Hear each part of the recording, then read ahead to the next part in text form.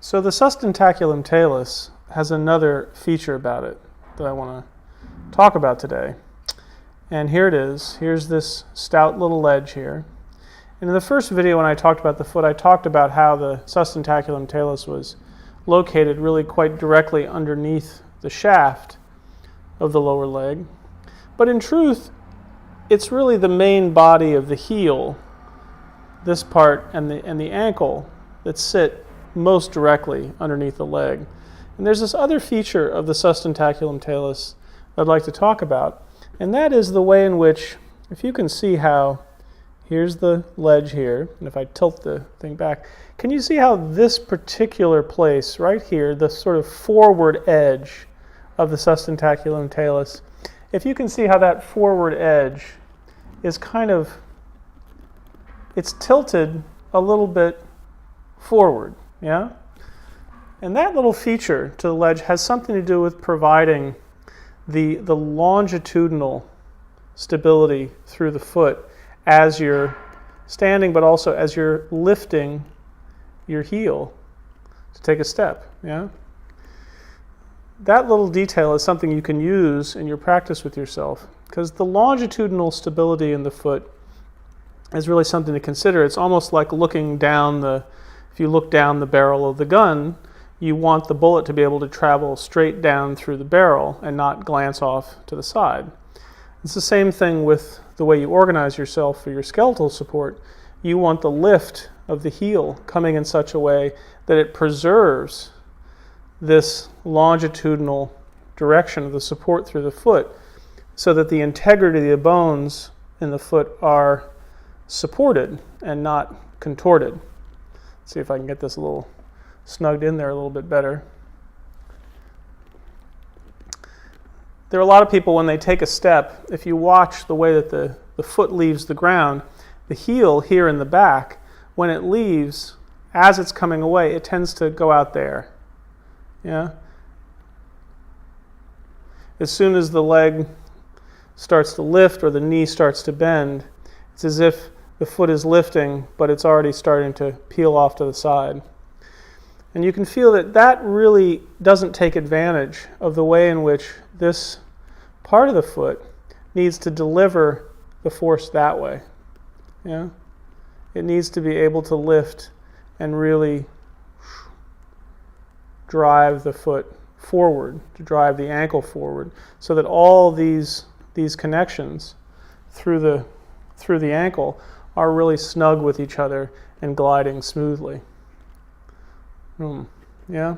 So you can look at this in your own walking. If you stand up and you take a few steps, or you just put one foot a little behind the other with the heel on the ground, and you slowly lift the back heel, you can test this for yourself and see whether you really have the longitudinal integrity through the foot, or whether there's this tendency you have to kind of let the foot flop out to the side, or whether it tends to just collapse in as you go to lift it.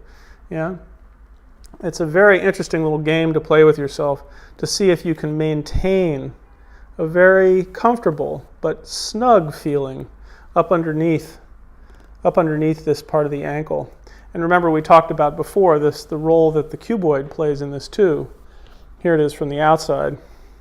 This feeling that the cuboid can snug up underneath that and participate in the support as well is hugely important, because of course from the bottom you can see here the sustentaculum talus is back underneath the ankle, and the cuboid, the place in the cuboid that sits underneath the front of the ankle and these three toes here.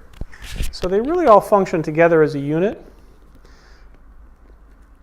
I don't like the word rigid, but you really do want them to feel like they function as a gliding, sliding unit as they come away from the ground.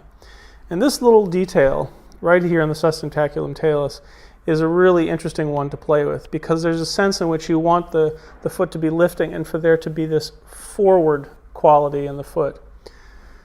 When the heel lifts in walking, the heel doesn't just only lift up, it doesn't just simply go up.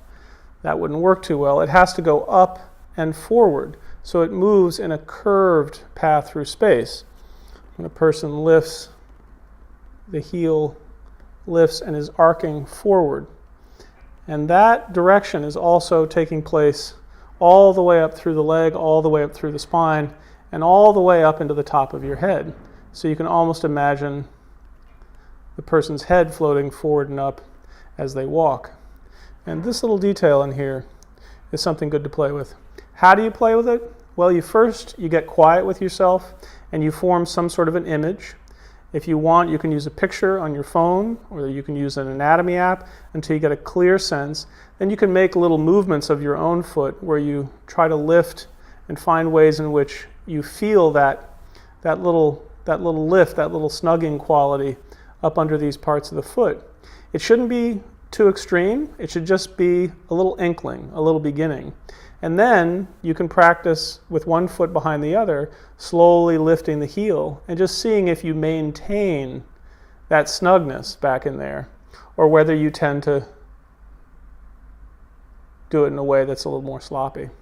So that's the detail for today, is just the way in this little ledge is not just supporting up through this way, but because of the angle of this front section right through here, the way that sits snugged up underneath the ankle, think about how that participates in keeping the longitudinal integrity of the foot as you're lifting the ankle. Yeah?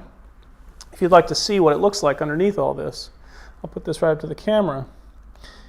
If I take away the heel, you can see underneath the talus are these very interesting points of contact, these curved points. And there's the point for the sustentaculum talus, that little one there underneath the front part of the talus. And this huge one in the back, I'll turn it so you can see how it's arced and curved under there. That's the subtalar joint. And how that sits, let's put this person's ankle back together, how one sits flush underneath the other. Yeah? So you get this clean glide going through, the ankle gliding through that garage we talked about last time of the lower two bones. Okay? So you're just starting to think about these longitudinal connections through the foot so that when you walk, when you step, you've got a really stable and beautifully gliding foot underneath yourself.